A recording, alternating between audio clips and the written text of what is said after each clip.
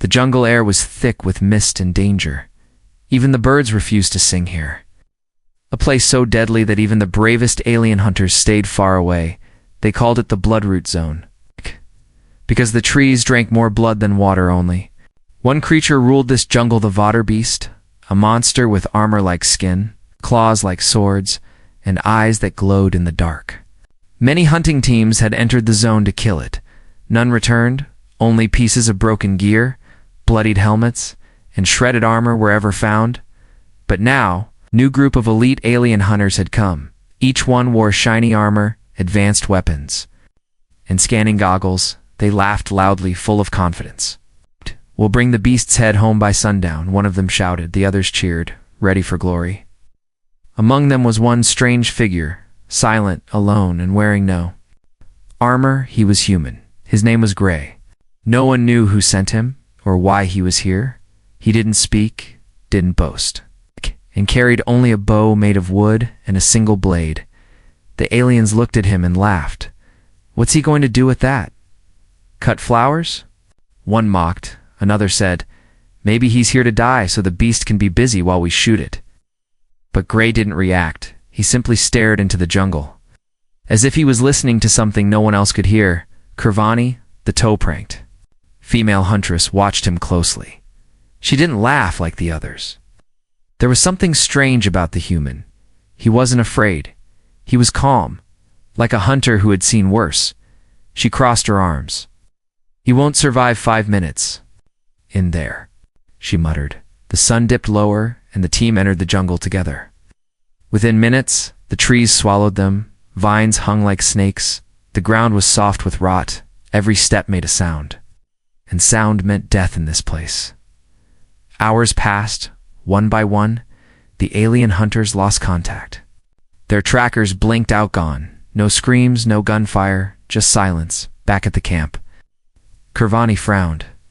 Something's wrong. She looked at the screen only. One signal remained active.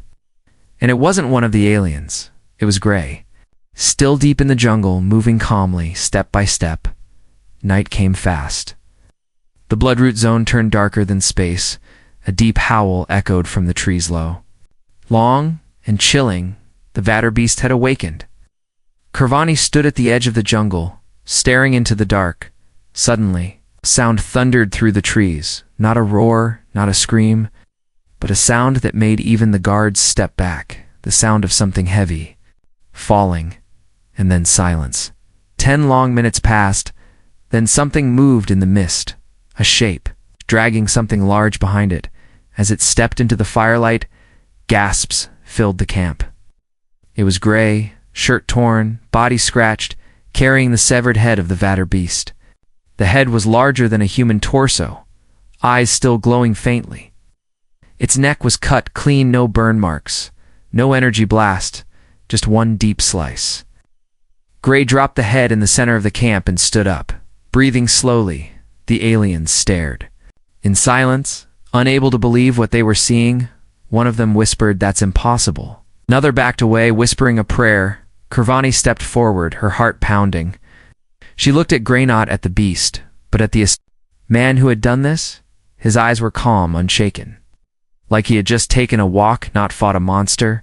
She didn't understand. How had he done it? No armor, no scanner, no team, just instinct and skill. No one dared to ask. They were too afraid or too proud. But Kirvani whispered under her breath, not even realizing she spoke aloud. A hunter like that deserves to pass on his. Jeans Gray turned his head slightly, meeting her eyes for just a second, then walked away into the dark, leaving the beast's head behind. The jungle didn't seem so deadly anymore, but the man who survived it. Now he was the one to fear, and Kirvani, warrior and leader, couldn't stop thinking about the way he moved, like a ghost, like a storm, or maybe like something far more dangerous, something worth chasing. Gray did not stay for applause. As the alien warrior stood frozen in disbelief, he simply walked past the campfires and into the quiet of the jungle night. His clothes were torn, blood mixed with dirt on his arms. A long claw mark ran down his back, but he didn't limp, didn't groan, didn't show weakness, not once. Kirvani watched from the shadows, her sharp eyes never leaving him there. were many hunters in the galaxy, strong and proud, but none like him, none who moved with the calm of a beast that knew it could not be hunted. She followed silently, curiosity burning hotter than her pride. He made no noise as he walked, each footstep placed with care, even though he was bleeding. Kirvani couldn't understand how he moved so well in the jungle without scanners or mapping lenses. It was like the jungle obeyed him. Leaves did not rustle. Branches bent aside. Even the night insects fell silent. Eventually, he reached a small clearing where moonlight fell between tall black trees. He sat down, placed his bow beside him, and pulled out a simple cloth to clean his blade. There was no one around, but Gray still checked the wind, closed his eyes and listened deeply. Kirvani stood behind a tree. Heart racing. Was he expecting another beast? Then he spoke quietly, without turning his head. "You've been following me since the fire." Kirvani froze, hand hovering near her weapon. "How did you know?" she asked, stepping out slowly. "I know the sound of everything that walks in this forest." He said, "You don't walk like prey." She didn't know if that was a compliment or a warning. She looked at him carefully now, under the moonlight. His skin was pale from blood loss, but his eyes, those cold human eyes, still burned with control. "You killed the Vader beast," she said, alone. He gave a small nod. "That beast ended hundreds of lives," she added, stepping closer. "I didn't kill it for the numbers," he replied. "I killed it because it was noisy." Kirvani blinked, confused. It stalked everything like it owned this land. Gray continued, "Loud, proud, stupid. Most species called it a perfect predator," she challenged. "It made too much noise," he said again with a slight shrug.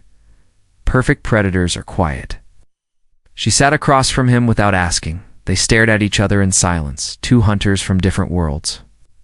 After a while she asked, "Why do you hunt?" "For food," he replied. "For peace, not for trophies." "No," he said. "Trophies are for people who need to be reminded of who they are." Kirvani was silent. He was not just a warrior. He was something older, something raw, like a stone, shaped by fire and time. She noticed a strange pattern of scars across his arms, old ones. "Not from this hunt, those marks?" she asked. "Where are they from?" Gray looked down, then answered softly, "Home." Kirvani felt her throat tighten. Earth must be worse than any death world she had seen. She leaned back against a tree, unsure why she was still there. Maybe it was the mystery, or maybe it was the rare feeling of being near someone stronger than herself, not just in muscle, but in spirit. He stood up again, reaching for his bow. "Are you leaving?" she asked. Before she could stop herself, "I never stay where I'm not needed." He answered, "But you are needed," she said, voice firmer than she expected. Gray paused. "In this jungle?" he asked. "In this world," she whispered. He didn't respond. Instead, he looked up at the stars between the leaves. Then he whispered something she barely heard. "Stars are pretty when no one's screaming." She stood too, now facing him closely. She didn't know if it was respect, attraction, or something deeper. But in her chest, something shifted. She had seen champions win with technology, with teams, with rules, but Gray won with silence, with instinct, and with no one watching. "I still don't understand you," she admitted. "I'm not here to be understood," he said calmly. "Then why are you here?" she asked. He looked straight at her and replied, "To remind the galaxy what a real hunter is." With that, he walked past her, back toward the jungle, and this time she didn't follow. She simply stood still. Heart thumping. She had hunted monsters, survived wars, led armies. But that night, Kirvani realized something that frightened her more than the Vader beast ever did. She didn't just respect Gray. She wanted him, and deep inside, she knew she wouldn't be the last alien woman to feel that way. The jungle whispered of a new storm coming, not wind, not rain, but challenge. And the challenge had a named trial of shadows. A deadly test used only once every 10 years to separate hunters from survivors. This time, the council announced it early because something had shifted since Gray arrived. The alien clans, proud and ancient, could feel it. The human silent strength had awakened something they forgot: fear and curiosity. So they offered him the trial, expecting him to walk away, But he didn't even blink. He simply nodded, strapped his blade to his back, and said, "When?" Kirvani watched from the stone tower as elders laid out the rules. No weapons, no scanners, no armor. A hunter would enter the shadow zone at night. Blindfolded, they had to survive till sunrise. No one had passed in 30 years, most never. Made it past the first hour. Kirvani approached Gray before he entered the jungle again, her voice low, serious. "No one is forcing you to do this, I know," he replied without emotion. She stepped closer. "You've already proven. Yourself?" "To others," he said, "not to myself." She fell silent. There was nothing more to say. So she simply whispered, "Then don't die," he smirked. The first time she'd seen his face soften, not planning to, as he entered the jungle once again, the blindfold tied over his eyes. Kirvani followed, but from a distance, hiding among the trees. She told herself it was to observe, to study. But her heart said otherwise. The jungle was darker than night. Roots reached up like claws, and whispers echoed through thick fog. Gray moved slowly at first, listening, mapping with his feet, his nose, his breath. While others might panic blindfolded, he moved like it made no difference. Kirvani watched him kneel, press his fingers to the soil.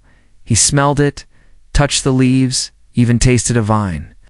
He wasn't guessing, he was reading the jungle like an old book, and it listened to him suddenly. A shadow lunged from the trees, a four-legged stalker beast, silent and venomous. Its jaws opened wide as it leaped. But before Kirvani could even gasp, Gray had rolled sideways. He drew his blade midair, slicing across the beast's throat in one fluid motion. Still blindfolded, he knelt beside the dying creature and whispered, "Sleep." Kirvani shivered, not from fear but awe. This wasn't hunting, this wasn't survival. This was a man dancing with death like it was his partner. More beasts came through the night, but none touched him. He dodged, ducked, and moved with a grace even Kirvani couldn't understand. Once, she thought he would fail, when a swarm of venom wings descended, but he lit a torch with dry bark and spun in a circle, creating heat and smoke. The insects scattered. Screaming into the dark, he didn't kill unless needed, didn't waste movement, didn't speak, and yet every sound in the forest obeyed him. Kirvani's breath caught when he suddenly stopped in the clearing. He knelt, placing a hand over the earth. Then he said, "You can come out now." She froze, shocked. "I heard your breathing changed 2 hours ago," he added, without facing her, embarrassed. Kirvani stepped forward, revealing herself. "I didn't mean to, I know," he said. "You were curious." She opened her mouth to speak, but stopped. He removed the blindfold, and in the dim light their eyes met. "What are you?" she whispered. He stood slowly and replied, "The last survivor of a dead world that hit her like a spear." She stepped back, guilt blooming in her chest. "You never told anyone?" "No one asks," he replied. "They just assume humans are weak until we remind them." The jungle around them began to lighten. Sunrise was coming. Gray walked forward, past her, leaving behind only faint footprints in blood that wasn't his. Kirvani followed, this time openly, no longer pretending to be hidden. When they reached the edge of the forest, the elders were already waiting. Gray stepped out into the sun, blindfold in hand, blade clean, skin marked with fresh scars. The elders stared in silence. Then slowly, each one bowed their head. No speech. No prize, no music, only silence, the kind only true warriors earned. Kirvani stepped beside him and asked quietly, "Why did you do this?" Gray looked at her, the fire in his eyes dim but steady. "To show them," he said, "that instinct is stronger than technology." She watched him walk away, bloodied but whole, and in that moment, she understood something deeper. Gray wasn't just surviving the jungle, he was teaching it respect, and for the first time in her warrior life. Kirvani felt something stir inside her. Not just admiration, not just desire, but the beginning of something dangerous: devotion. Asterisk, it started with a whisper. By the next moonrise, it was a wildfire. Then human passed the trial of shadows. Blindfolded, they said, he didn't bleed. He made the jungle bleed, another added. In training halls and warrior tents and sleeping dens and elite lounges, the name Gray passed from mouth to mouth. The name once mocked was now spoken. With respect, fear, and something else, curiosity, alien females, especially the younger ones, whispered more than others. They leaned close, eyes wide, imagining what kind of male could survive the shadow zone. No technology, no backup, no light, only instinct. Some admired his strength, others his mystery. A few of them tried approaching him. They brought gifts, energy packs, ceremonial robes, fruit soaked in sweetness. But Gray didn't want any of it. He simply nodded, gave a polite thank you, and walked away. Kirvani saw it all from the top platform of the training ground. Her jaw tightened each time a female touched his arm or smiled too sweetly. She didn't understand why it bothered her. She was a war leader, trained to be cold and calculating. But every time she saw another woman try to impress him, her heart pulsed in ways it never had before. She told herself she was only studying him, serving a rare warrior who deserved respect. But deep inside, something darker whispered, "You want him?" Later that day, she gathered her squad for combat practice. And to no one's surprise, Gray was there, sitting silently on a rock, watching. She couldn't take it anymore. She walked into the center of the arena and raised her voice. "Gray," she called, "fight me." The crowd fell silent. He looked at her calmly. "Why?" He asked. "To test myself," she replied, but her voice betrayed a hint of challenge. He stood, walked to the ring, and nodded. No armor, no weapons, just hands and feet. She lunged first, her strike fast, disciplined, deadly, but he stepped aside like he was dancing with wind. She tried again, kicks, sweeps, combinations she mastered over decades, and every time he blocked, deflected, or simply moved. It wasn't arrogance, it was understanding. He didn't just fight, he read her, and before she knew it, she was on her back, breath knocked out. He stood over her but didn't smirk, didn't gloat. He simply reached out his hand and said, "You're fast."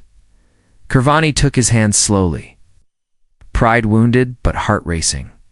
As she stood, the crowd exploded with cheers, but for her, the world had narrowed down to his grip and the warmth in his eyes. No male had ever bested her without making her feel less, but he made her feel seen. That night, she sat alone in her quarters, her heart still pounding from the fight, her skin still burning where he touched her wrist. She whispered to herself, "What is wrong with me?"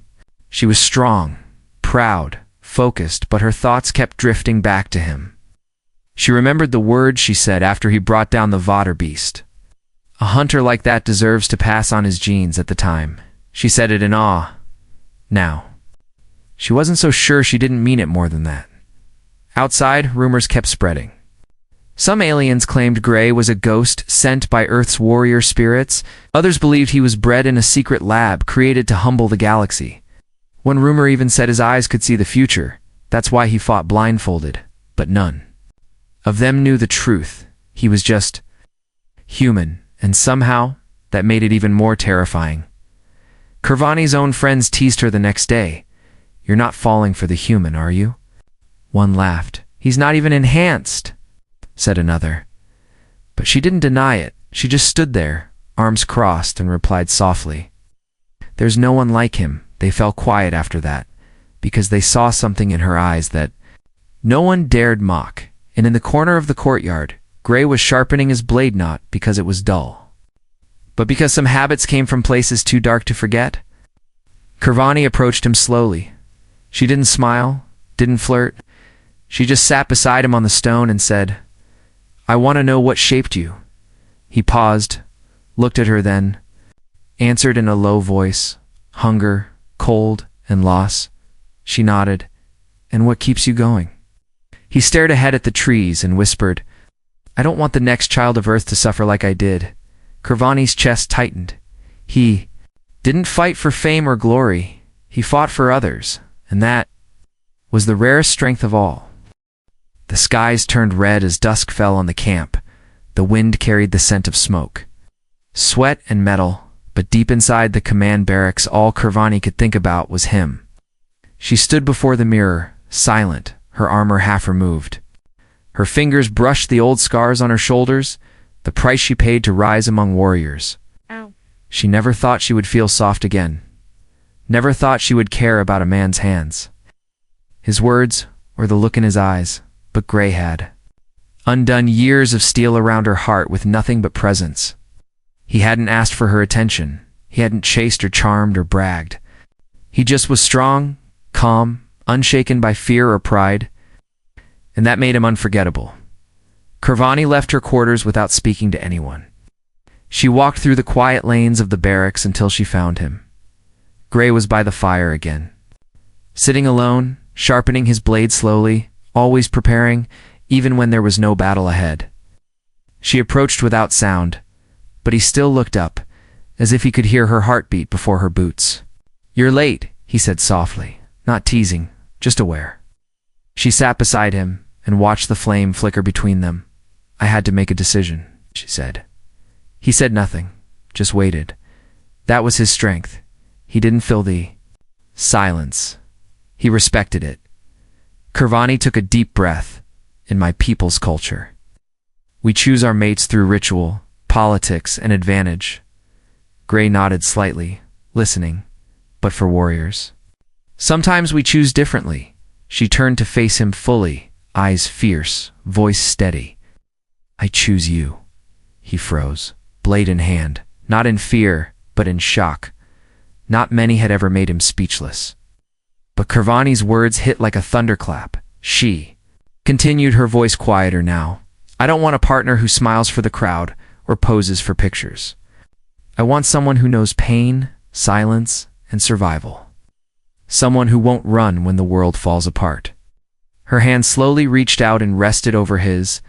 "I want the next generation of warriors to be born from that." Gray stared at their hands in the firelight. His fingers were calloused, cut, and worn like hers. Built by survival, not softness, he looked up at her and asked one question. "Why now?" She answered honestly, "Because I saw you bleed for people who don't even know your name. Because when others hunted for trophies, you hunted for balance. Because you didn't need anyone, but still chose to stay." A long silence stretched between them, then Gray said the word she hadn't dared hope for. "Then I choose you too." Not loud, not poetic, just real. Two warriors, battle-hardened, choosing each other not for pleasure, but for purpose. Kirvani reached into her side pouch and pulled out a small blade, a ceremonial one. She cut a thin line across her palm and offered the knife to Gray. He took it, copied the gesture, and pressed their bleeding hands together. No witnesses, no music, no blessings, just blood and fire. The old way, the warriors' bond and their culture. This bond meant more than any wedding. It was a promise of protection, of sharing every breath, every danger. It was not about claiming, it was about carrying. Together, the stars above watched in silence. As the fire crackled, Kirvani leaned her head against his shoulder. She whispered, "I never thought I'd say this, but I don't want to fight alone anymore." Gray didn't respond with words. He simply rested his forehead against hers, eyes closed. In that moment, no battles mattered, no titles, no past wounds. Only the quiet breath they shared between them. They sat like that until the fire died down to embers, when they finally stood. Their hands were still linked, their blood still warm, still fresh, still united. And across the camp, those who saw them walk together didn't speak. They simply stepped aside. Because this wasn't a love story. It was a storm. A storm born not from hearts, but from the fire of two warriors who chose each other. And somewhere deep inside Kirvani's chest, for the first time in her life, she smiled not from victory, but from peace. The suns rose slowly over the cliffs of Varnak Prime. Gold and violet rays spilled across the gathering grounds where only the most sacred rites were held. This place had not seen a bonding ritual in decades, not one like this. At the center stood Gray, quiet as ever, no armor, no special clothes, just the same worn shirt and blade at his side. Beside him stood Kirvani, tall, proud, her expression unreadable, but her heart. Her heart beat like war drums. Around them thousands gathered, elders in robes, warriors in full dress, younglings climbing shoulders to get a better view. They had all come for one reason, to witness the impossible, a human being claimed. by one of their fiercest female war leaders. The High Speaker stepped forward, voice booming through the wind. "Kirvani of the Fire Clan," he called. "You bring before us one not of our world." Kirvani nodded. "I do. You bring him for union, not as servant, not as a lie but as equal." "I do," she repeated louder. All eyes turned to Gray. He didn't flinch. Didn't. Blink. The speaker stepped closer, voice lower now. "Human," he said. "Do you know what this means?" Gray looked up at him, his voice calm and grounded. "It means I'm no longer alone." Gasps rippled through the crowd, not from shock, but from truth, because in that one line he'd spoken a pain every warrior had felt at some point. The speaker nodded, then looked to Kirvani. "Why him?" he asked, breaking tradition. She stepped forward, gaze locked on Gray. "Because he bleeds for others," she said. "Because he walks into darkness without asking for a torch. Because he taught me that love isn't weakness." The speaker held up his hand, and from the ground rose the ancient firestones, 4 glowing shards that hovered between them. Each one carried the weight of tradition, the first for strength, the second for honor, the third for sacrifice, and the fourth for legacy. Kirvani reached for the first stone, pressed it to Gray's chest. "You are strength," she said. He pressed it back to her armor. "So are you." The second stone was shared in silence. The third brought a memory of Gray standing over wounded younglings during the beast attack. When the fourth hovered between them, Kirvani didn't touch it. Instead, she asked, "Are you ready to build a future from pain?" Gray answered, "Only if you're ready to build it beside me." That was all it took. The firestones flared and faded, their energy absorbed by the pair, and just like that, the ritual was done. But no cheers followed, no wild celebration, because what stood before the crowd wasn't a romantic tale. It was something older, deeper, to survivors. Choosing each other with eyes wide open, not blinded by fantasy, but strengthened by scars. Later that evening, Kirvani stood with Gray on the hill above the camp. The sky was streaked with fire trails as ships passed overhead. She leaned against him, her breath steady, her voice soft. "Some of them still think this is a mistake." Gray looked out. "Over the land, let them," he said. "We don't owe them understanding." She smiled. "You're going to be a father." He nodded slowly. "I know. Are you afraid?" He turned to her and answered, "I'm not afraid of the child," he said. "I'm afraid of being the last human that child knows." Kirvani placed her hand on his. "Then let's make sure they remember both of us," she said. "Not just for what we did, but for what we created as night fell." Gray knelt and placed a small bundle of earth soil into the ground. It was dry, cracked. He had carried it from a ruined part of his homeworld. Kirvani asked, "What is that for?" He replied, "A reminder that from even broken places, new life can grow." The stars above flickered like quiet promises, and beneath them, 2 warriors stood, not as human and alien, but as one. The wind over Varnock Prime carried the scent of blossoms that hadn't bloomed in years. It was as if the planet itself had exhaled. Something ancient had shifted. Something new was about to begin, in a quiet valley just outside the warrior cities. A small home stood beneath the shadow of giant red leaf trees. It was not grand, not armored, not carved from stone like the halls of champions, but it was warm, alive, and filled with the sounds of something the galaxy rarely heard: laughter. Gray knelt in the dirt, shirt off, hands muddy, planting tiny shoots into the black soil beside him. A child no older than 5 mimicked every move. Her skin was a soft mix of her parents' light bronze, with faint silver lines down her arms.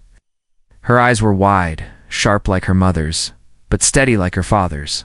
"Like this, Papa?" she asked, holding the sprout too tightly. "Gentle," he said, adjusting her grip. "Life grows better with patience." She frowned in deep thought, then nodded seriously. "I will grow many things," she declared. "Big things." Gray smiled. "I don't doubt it." From the doorway, Kirvani watched them, arms crossed, a quiet pride in her eyes.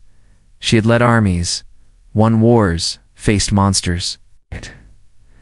But nothing filled her heart more than this: watching the man no one believed, in teaching the daughter no one expected. The world hadn't changed overnight, but whispers had turned to stories, and stories turned to lessons across the planet. Warrior schools taught not just honor and skill but instinct.